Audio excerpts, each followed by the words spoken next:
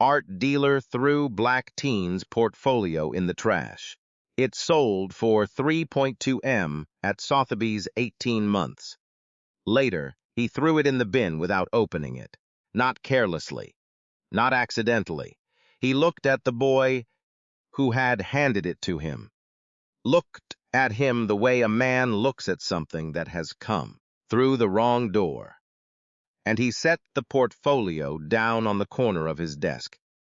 And then, with the full attention of every person in that gallery, he dropped it into the wastebasket. He said, "We don't represent work like that here." He had not seen a single page inside. The boy was 16 years old. He had taken 2 buses to get to that gallery.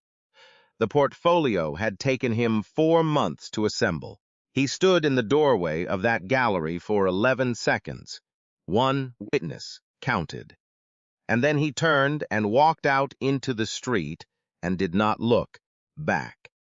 18 months later, one of those paintings sold at Sotheby's, New York, for $3,200,000. The buyer hung it in a private collection. The dealer who threw away the portfolio watched the auction on a live stream. And the world, by then, already knew the boy's name. Subscribe. Tell me where you're listening from.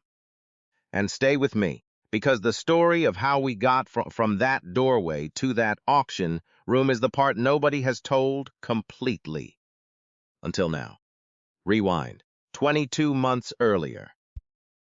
The city of Meridian, Louisiana, is not the kind of place where the art world looks.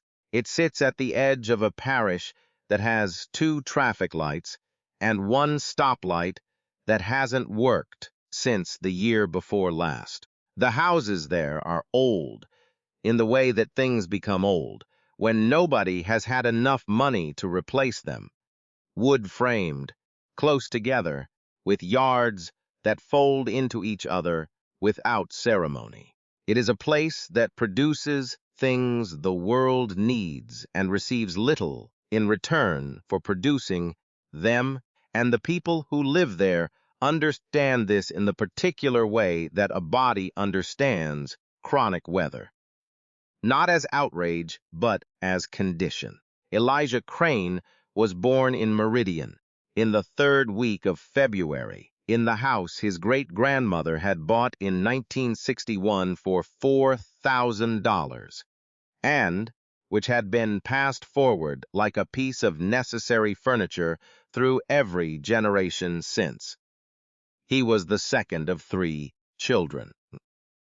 His mother, Gloria, worked at the parish school district as a records administrator, a job that required precision and absorbed time, and paid a salary that was correct but not generous. His father, Raymond, drove long-haul freight routes that kept him away for 10 days at a stretch, home for 4, then away again. A rhythm the family had organized itself around so completely that his presence and absence had become seasons, not events.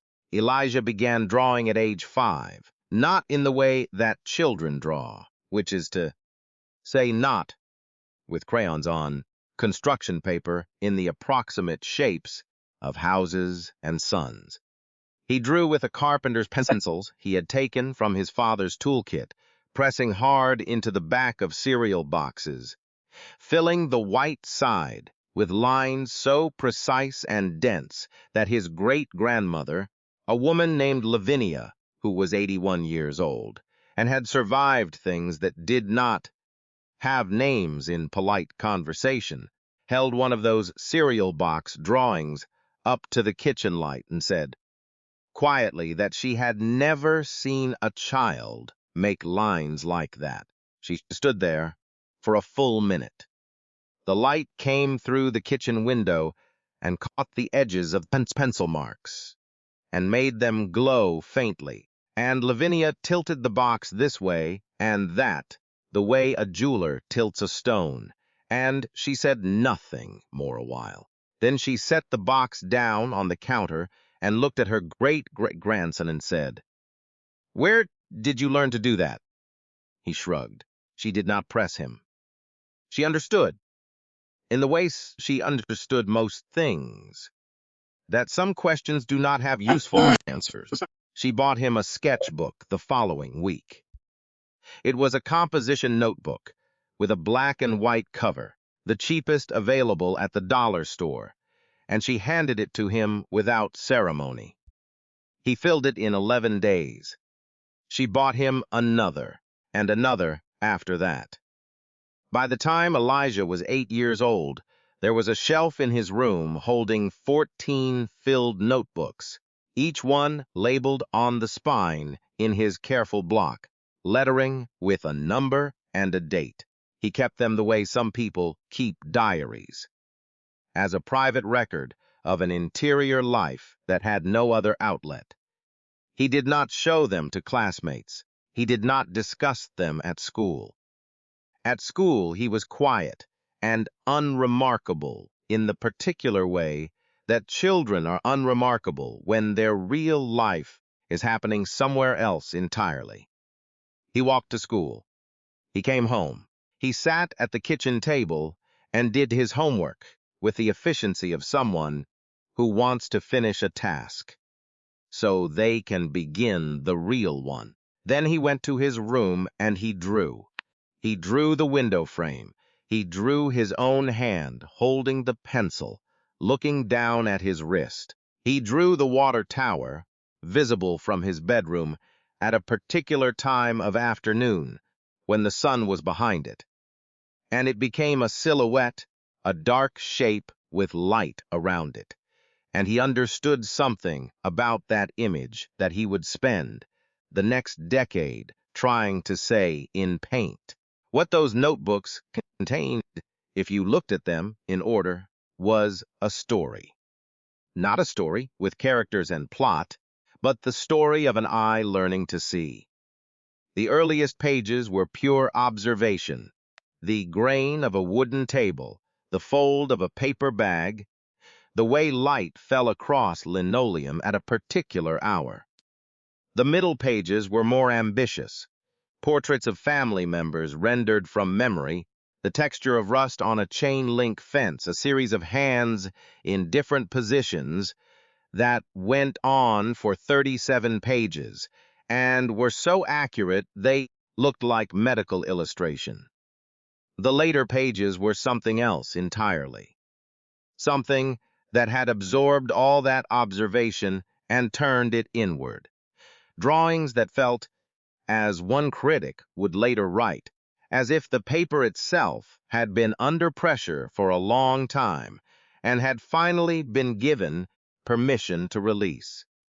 His mother, Gloria, saw the drawings. His father, Raymond, on the evenings he was home, would stand in the doorway of Elijah's room and look at the shelf of notebooks and say nothing, but he would stay in the doorway for longer than a man stops if he is only passing. His sister Deja, who was 2 years younger, and who had no interest in drawing herself, would occasionally come and sit on the floor of his room and watch him work, and she told people for years afterward that watching Elijah draw was like someone have a conversation in a language you did not speak. You could not follow the words, but you understood that something real was being said. His art teacher at Meridian Parish Middle School, a woman named Mrs., who had taught for 19 years and had seen a great many talented students pass through rooms with bad lighting and inadequate supplies, looked at Elijah's sketchbook in October of his 7th grade year and sat with it for 12 minutes without speaking. She was supposed to be teaching a lesson on perspective. She forgot about the lesson. The room sat in a loose, patient silence. 12-year-olds can read an adult's absorption, and when she finally set the book down, she told Elijah she wanted to speak with his mother. The other students watched this. Two of them would remember it clearly for the rest of their lives. Gloria Crane came to the school the following Tuesday in her lunch break. She sat in a plastic chair across from Mrs. Turow and listened. Mrs. Turow used specific words. She said, singular. She said, not like anything I've taught here. She said, I want to help you figure out what to do with this. Gloria listened to all of it with her hands in her lap, in the particular stillness of a woman who has learned to receive good news carefully, because good news frequently comes with conditions attached, and occasionally it does not arrive at all. She said, what does that look like? Mrs. Turow said she knew about a summer program, an intensive arts program at a university 2 hours away that accepted 12 students from the surrounding region each year. It was competitive. The tuition was covered by an endowment. You had to apply in February and submit a portfolio of 12 works. Gloria said, he's 11 years old. Mrs. Turow said, I know. Gloria looked at her for a moment. Then she said she would talk to Elijah. Elijah applied. He submitted 12 drawings from his notebooks, chosen and arranged by Mrs. Turow with the care of someone building a case. She stayed after school 3 days to help him choose. She laid all the candidates out on the tables in the art room and walked around them for an hour the first evening, rearranging them, stepping back, rearranging again. She was constructing an argument. She was building something that had to speak for a boy who had not yet learned how to speak for himself in those rooms. He was accepted in April. He was the youngest student in the program's 12-year history.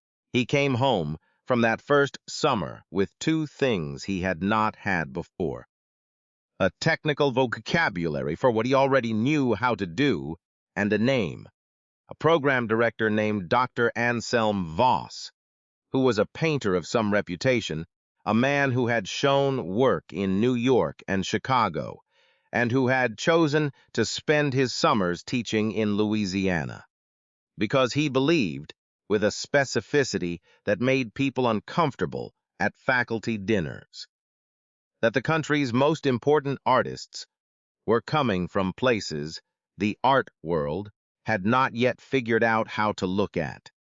He pulled Elijah aside in the last week of the program and said something that Elijah kept for the rest of his life. He said, the technique I can teach anyone.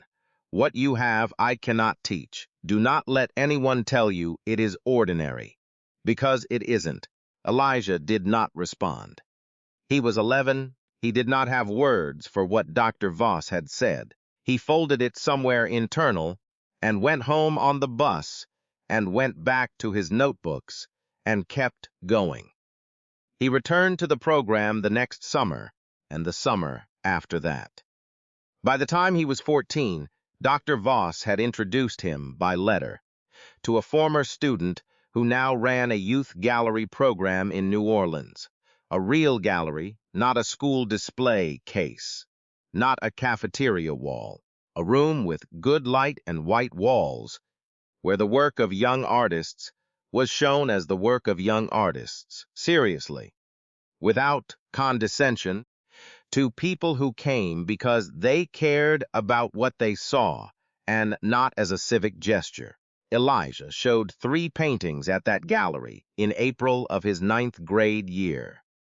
They were 40 inches wide, each one, and they were about Meridian, the early morning streets before the heat arrived, the faces of men who had been working the same jobs for decades, a study of his great-grandmother's kitchen that was so densely observed it felt less like a painting than a preservation, a record of something that might otherwise not survive. They sold in 4 days. The total was $1,100. He came home and set the check on the kitchen table, and his mother looked at it for a long time without picking it up. She picked it up. She put it in an envelope. She put the envelope in a drawer. She said, "You keep painting." He kept painting. The work was changing by then.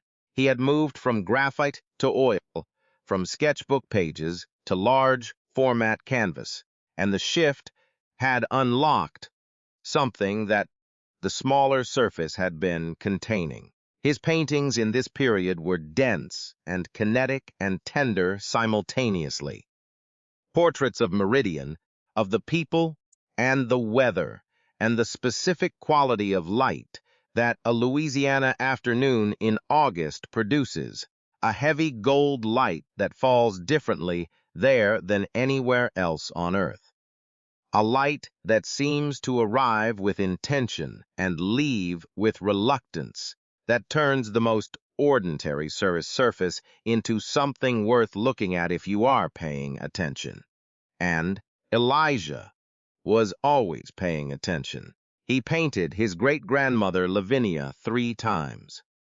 Each painting was larger than the last. In the first, she was at the window, a small figure in a large frame, the light behind her.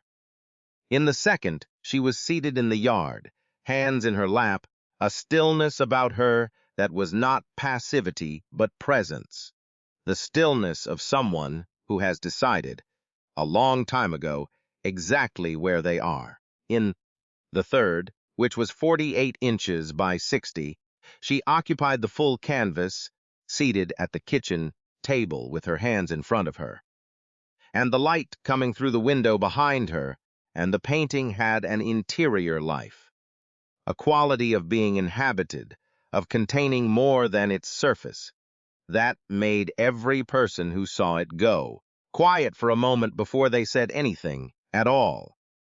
He titled it simply, Lavinia, Tuesday Morning. He had been working on it for 3 months. He had mixed and remixed the color of her skin more times than he could count, not to achieve accuracy, though it was accurate, but to achieve truth, which is a different standard and a harder one.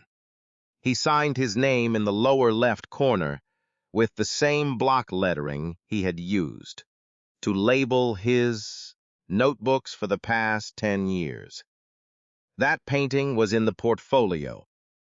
The portfolio he carried to New Orleans in September of his sophomore year contained 12 works, photographs of 11 paintings and 1 original drawing, assembled over 4 months with the help of Dr. Voss, who had agreed to write a letter of support and who had read it aloud to Elijah over the phone before mailing it, not to seek approval, but because he wanted the boy to hear what was true about him said plainly in someone else's voice.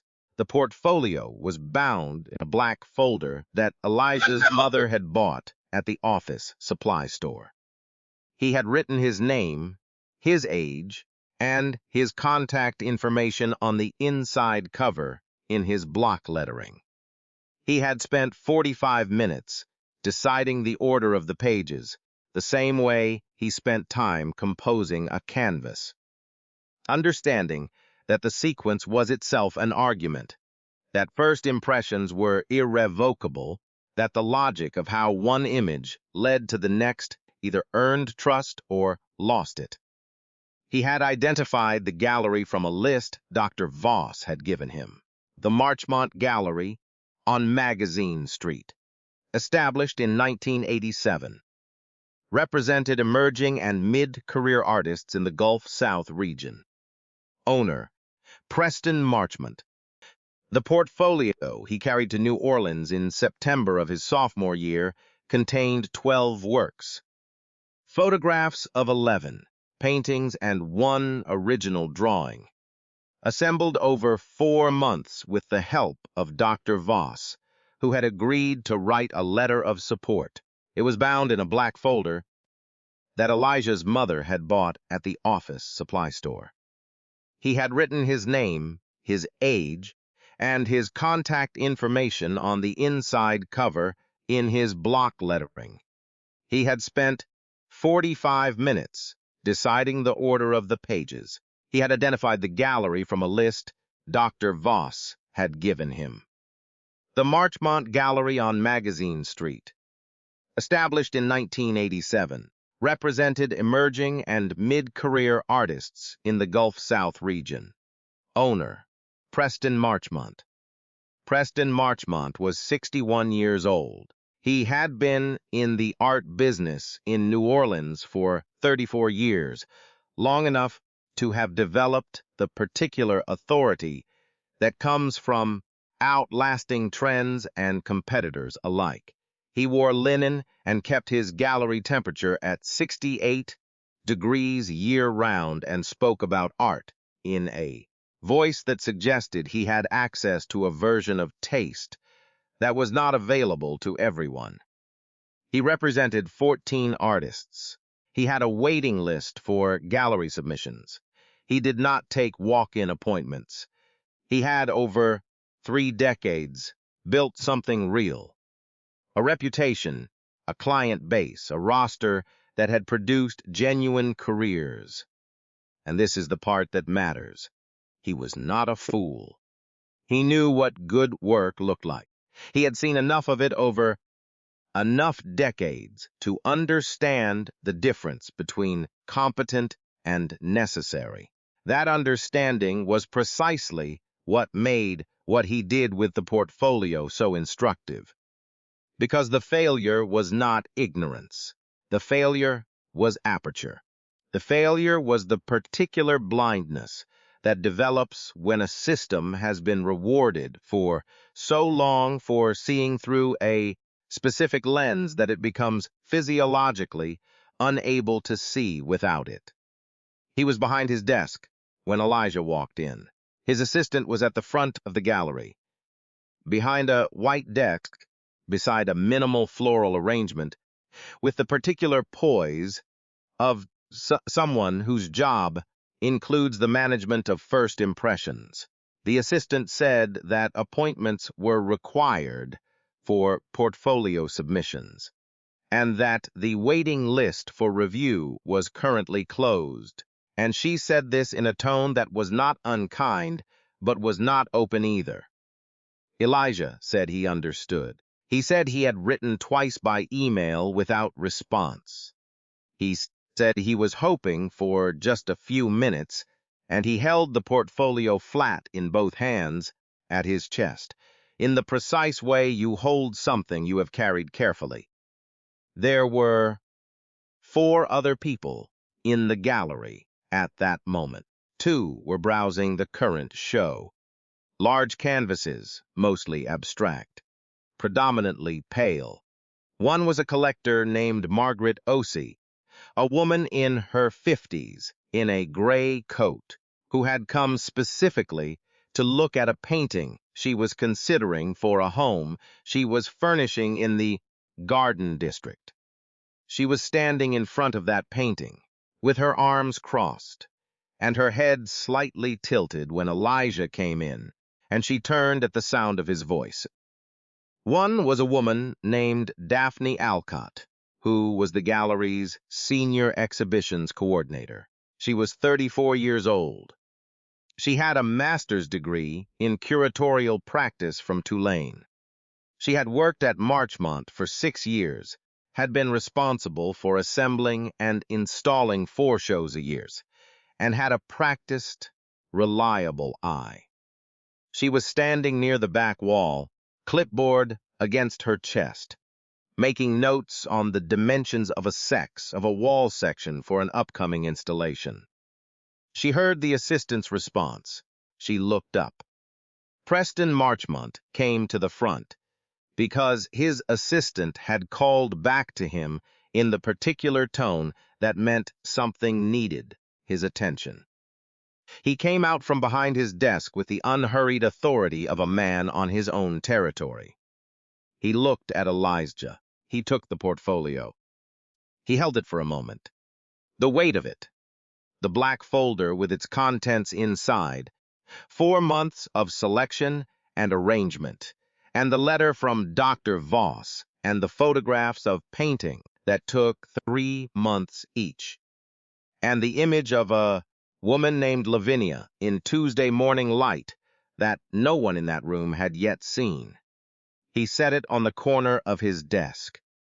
He did not open it. He looked at the boy once more, a complete and rapid assessment, a sweep from the top of his head to the floor and back, and whatever calculation ran in that moment ran entirely on information that had nothing to do with the folder. He picked up the portfolio and dropped it into the wastebasket beside the desk. He said, "We don't represent work like that here." He went back to what he had been doing. The room held still for a moment. Then the two browsers went back to browsing. The assistant looked at the surface of her desk. Margaret Osey, the collector in the gray coat, watched Elijah from across the gallery. She opened her mouth. She closed it. She would spend the next year thinking about that closed mouth.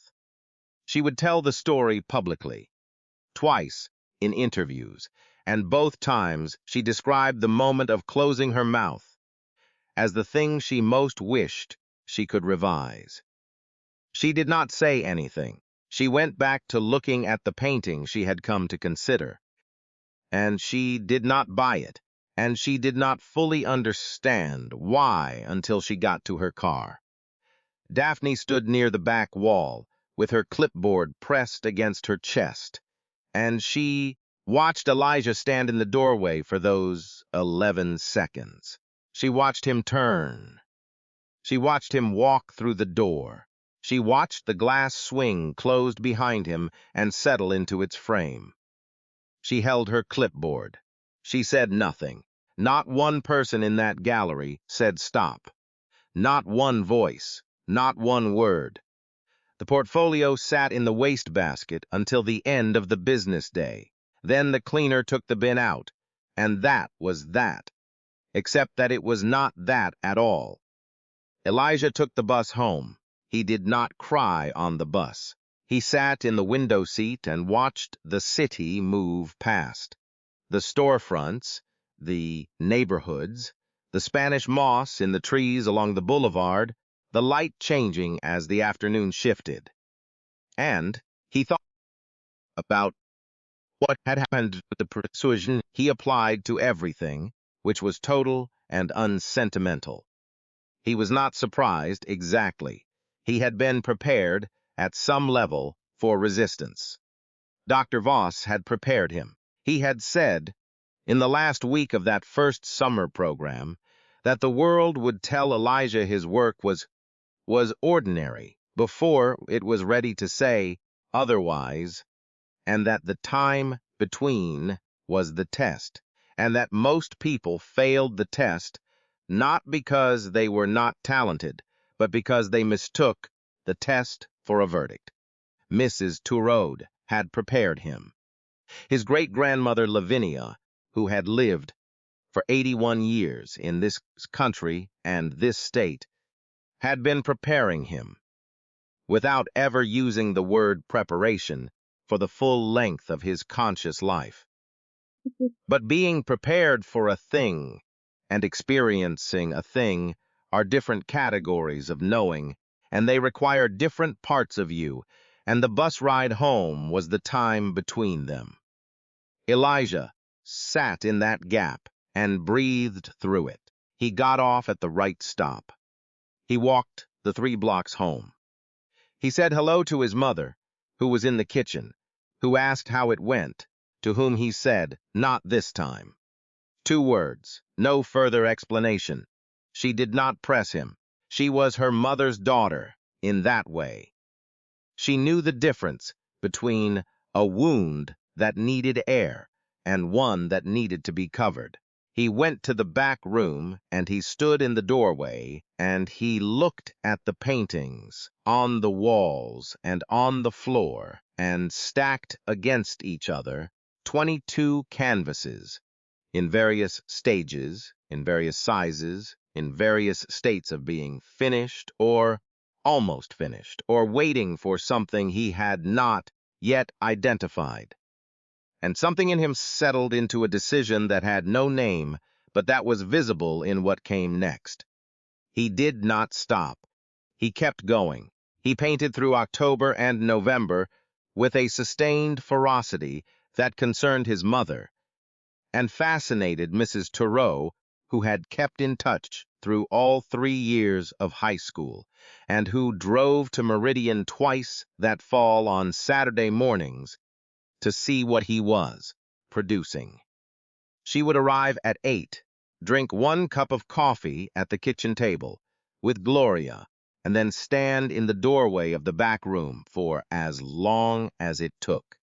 The first visit, she stood there for 35 minutes. The second visit, she sat down on the paint-flecked stool in the corner and did not stand up again for over an hour. What she saw was a body of work undergoing a transformation. Not in subject. The subject was still Meridian, still the people and the light and the specific density of that place, but in something internal to the paintings. A pressure, a willingness to go further into the image than was safe, further than the work before the rejection had gone, as if the dismissal had burned away a layer of caution. And what was underneath it was rawer and truer and harder to look away from. She drove home from the second visit and called Dr. Voss. That evening, she told him what she had seen. She said she thought the work was ready. She said she thought the previous work had been ready, but this new work was past ready. It was necessary, and there was a difference, and the difference was the thing that separated artists from painters. Dr. Voss listened to everything she said. He was quiet for a moment in the way he was quiet when he was thinking, rather than when he had run out of things to say.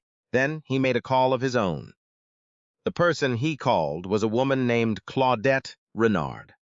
Claudette was 56 years old, had been a senior specialist in American art at Christie's for 11 years, had left to run her own curatorial consultancy out of a small office in the Marigny, and had a reputation in the field as someone whose eye was correct.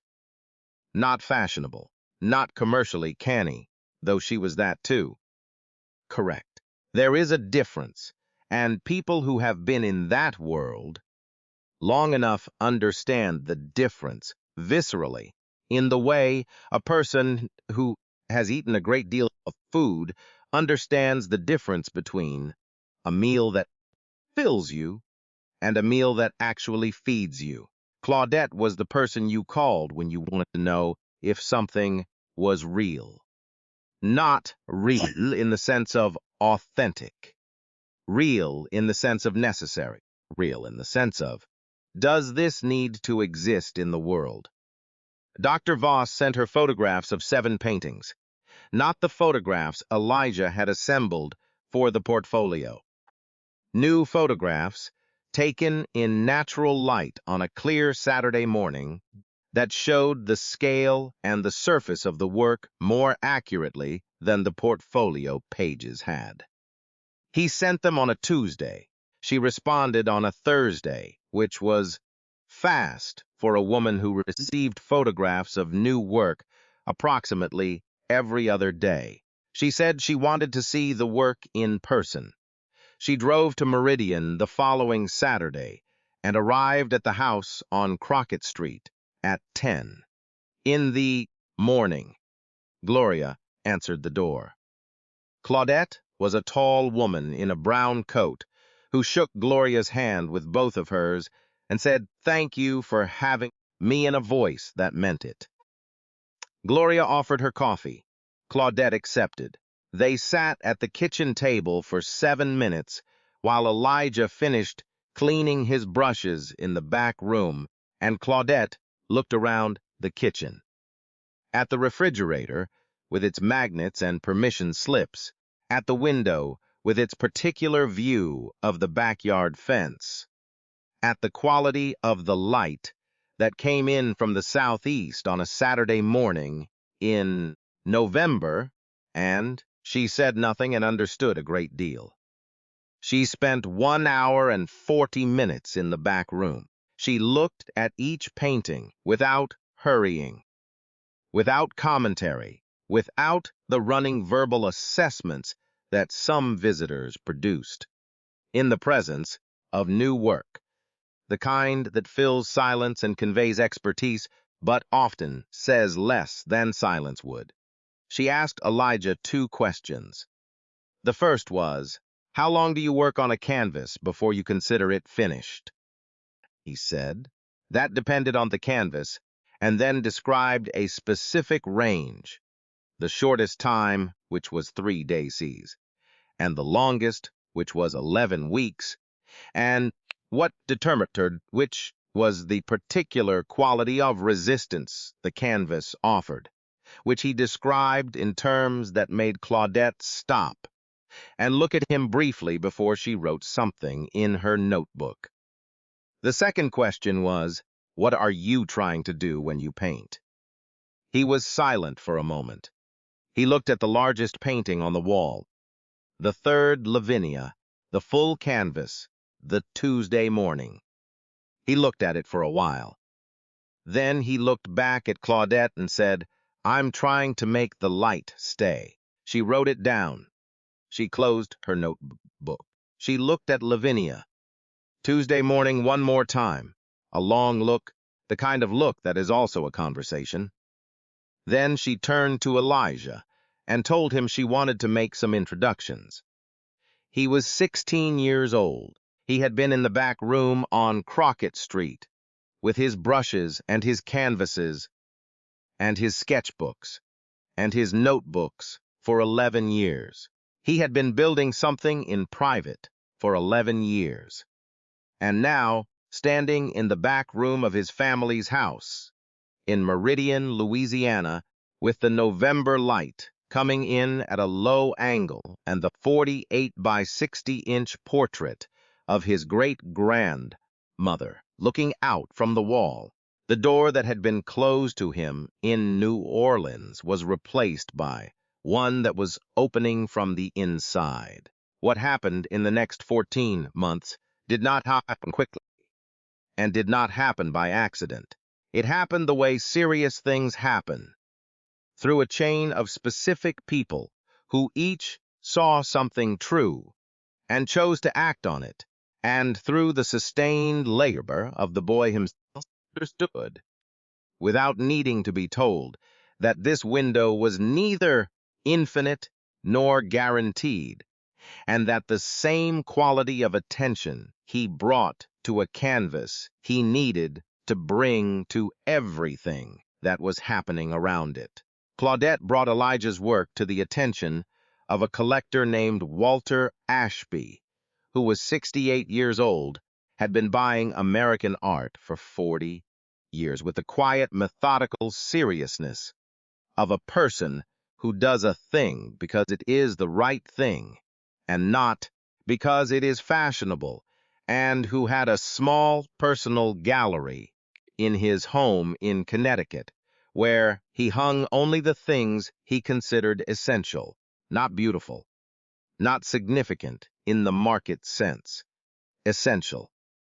The distinction was the one he had made for 40 years, and it had served him well, and the walls of his Connecticut house were a record of correct decisions made before the market confirmed them. Walter did not buy because things were fashionable. He bought because things were necessary. He looked at photographs of 5 paintings and said to Claudette on the phone, "I want to own one." She told him he should see them in person. He flew to Meridian in January. He landed at the small regional airport, rented a car, drove 47 miles on state roads past flat farmland and bayou scrub and the particular emptiness of a Louisiana winter landscape, and arrived at the house on Crockett Street at 2 in the afternoon. Gloria made him coffee. He sat at the kitchen table and drank it. Then he went to the back room. He was there for 2 hours and 20 minutes. He asked Elijah 3 questions. He bought 3 paintings. He wrote a check at the kitchen table with a pen he took from his jacket pocket. He handed it to Gloria. She took it with both hands. She did not look at the number until he had left. When she looked at it, she set it down and picked it up again, and set it down and sat with her hands flat on the table for a long time. The number was significant. It was the kind of number that changes the arithmetic of a household the way Claudette had looked at the quality of Gloria's hands and understood something. Walter Ashby wrote that check because the work was real, and he knew real, and real has a number that corresponds to what it actually is. He also, before he flew home, made a call to a specialist he knew at Sotheby's. The specialist's name was Andrea Cole. She ran the emerging acquisitions division with a team of 4 people and a budget that reflected the seriousness of the enterprise, which was serious. She visited in March. She drove to Meridian on a Tuesday and stayed through Wednesday. She arrived with a notebook and a measured quietness, and she spent 2 days looking at everything that existed and asking questions that went to the center of things without taking detours. She asked Elijah where the work was going. She asked him what he was not finished with yet. She asked him whether he understood that what was happening was going to change the context in which he made things, and whether he had thought about how to protect what he had against that change. He said, yes. He said, you make the work true, and the context doesn't matter. She looked at him for a moment. She wrote it down. She left with a proposal for a curated offering at Sotheby's, New York, as part of a spring program dedicated to emerging voices in American painting. 6 works. A catalog essay by Claudette Renard, which would be titled, at Elijah's suggestion, What the Light Stays. An opening reception in April. The program brought in people who did not usually attend openings for emerging artists. Collectors who came because of Claudette's name, critics who came because of Walter Ashby's name, and one person who came because of Daphne Alcott, who had spent 12 months tracking the trajectory of a boy whose portfolio she had watched go into a wastebasket, and who had located this opening through a contact, and who had taken the train from New Orleans to New York on her own dime and her own time to be in that room. Elijah was 17 years old. He wore a dark blue suit that his father had bought him.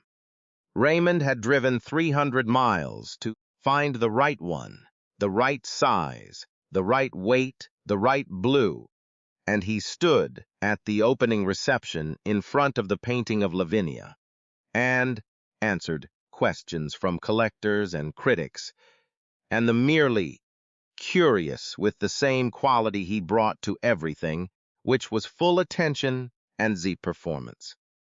He did not try to impress anyone. He did not try to explain the work. He answered what was asked and asked questions in return, and made people feel, in talking to him, that they were in the presence of someone who had been thinking about this for a very long time and was not going to stop. His mother stood on the other side of the room with a glass of water she did not drink.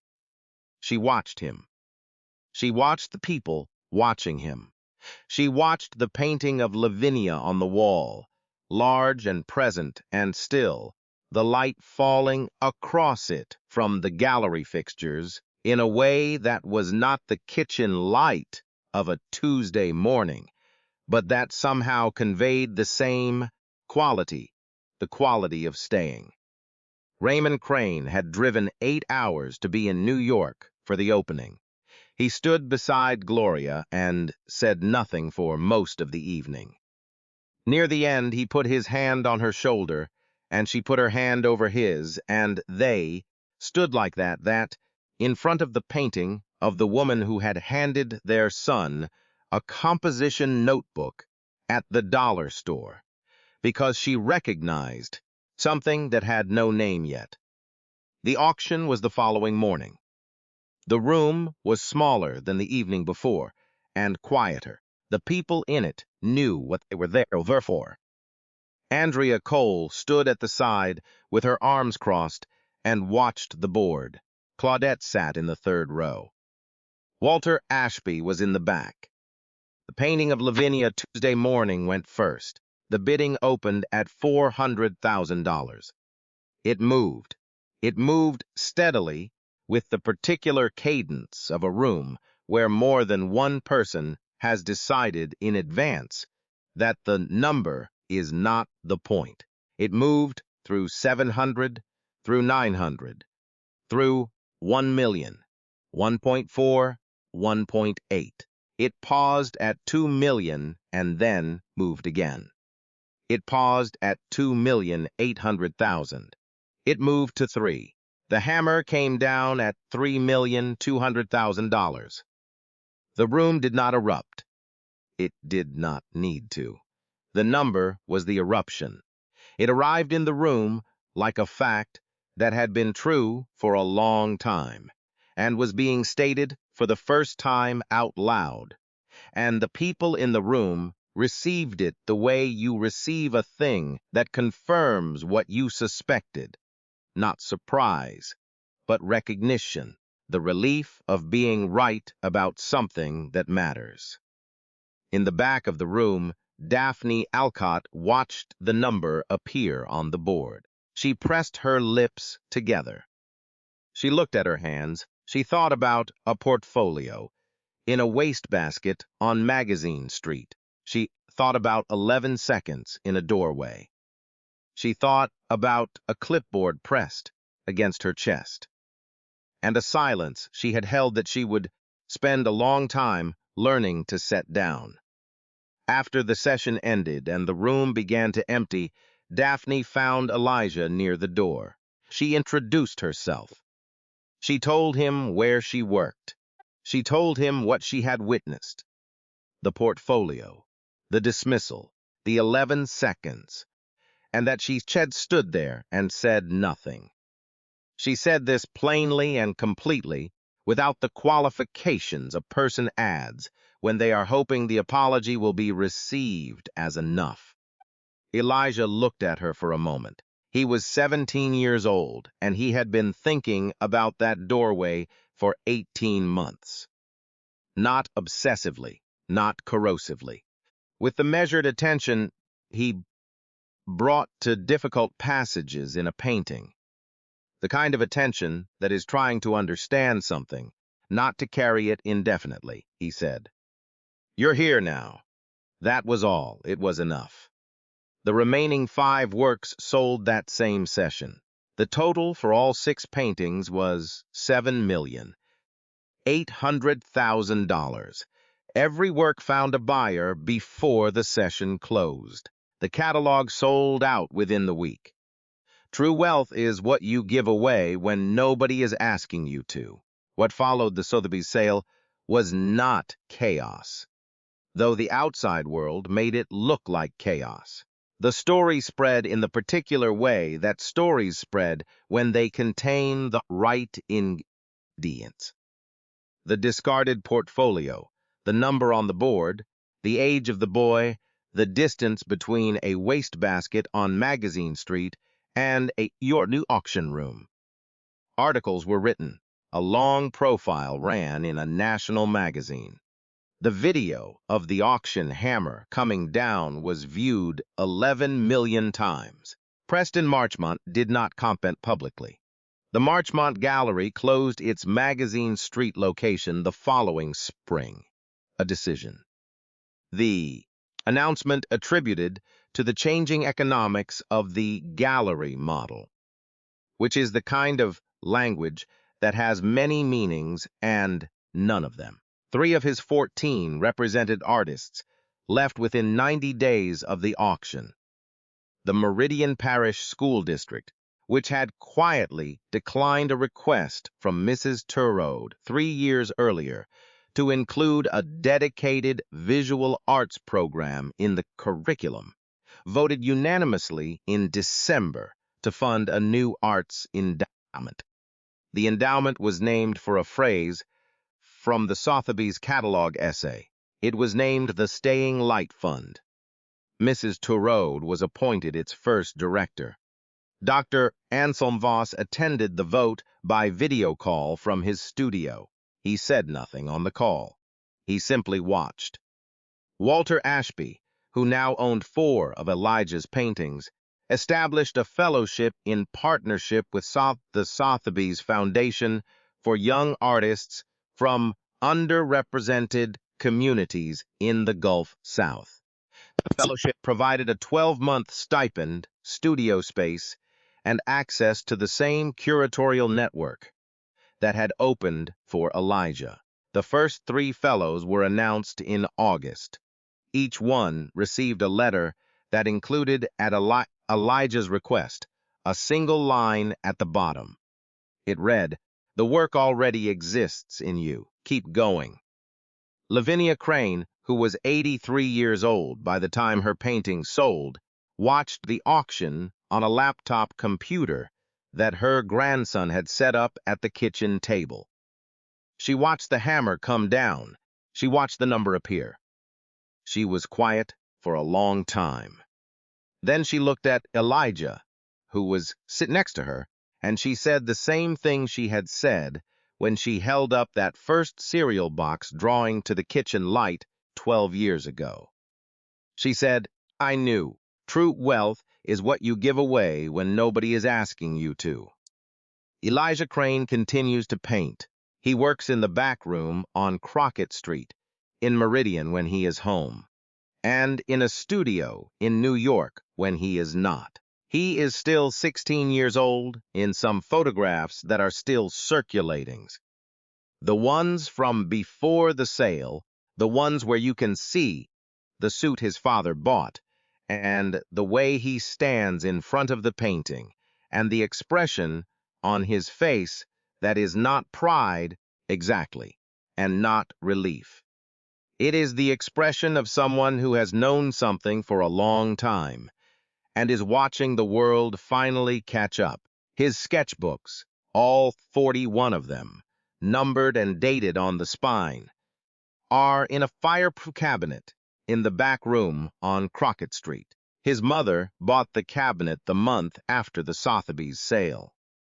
She did not say anything when she had it installed. She handed Elijah the key and went back to the kitchen. He held the key for a moment. Then he put it on his key ring next to the house key. Then he went back to work. The part that stays with me is not the $3,200,000. It is not the hammer and the number and the room reacting. It is the portfolio in the wastebasket, not the act of throwing it, the act of retrieving it. Because Elijah did not retrieve it. He did not reach down and pick it up and walk out with his dignity visibly intact while the gallery watched. He turned. He walked through the door. He left the portfolio there. And what I cannot stop thinking about is this. The portfolio did not define the paintings. The paintings were already finished. They were already true. They existed before he walked in that door.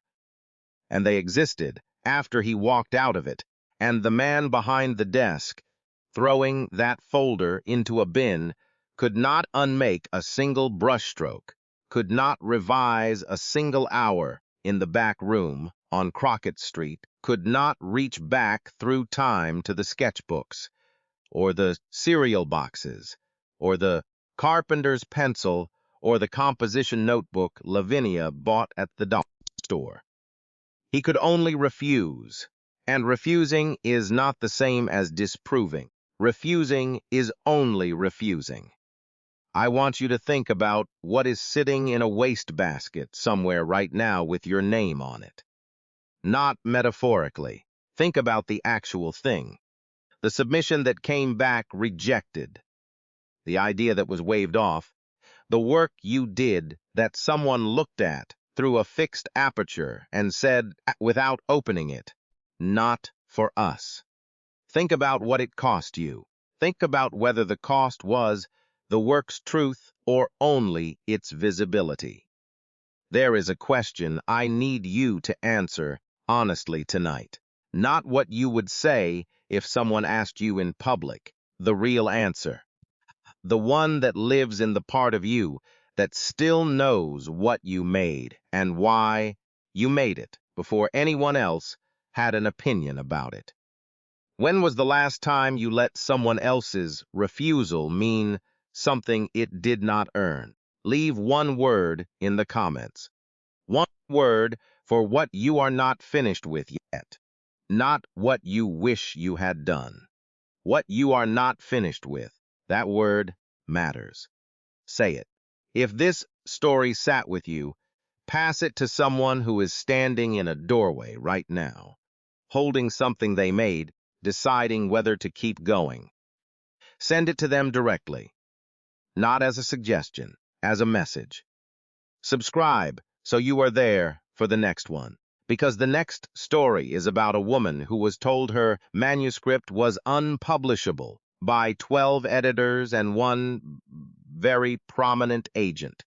And what happened on the morning? The 13th one opened the first page. True wealth is what you give away when nobody is asking you to. Weiss, we'll see you there.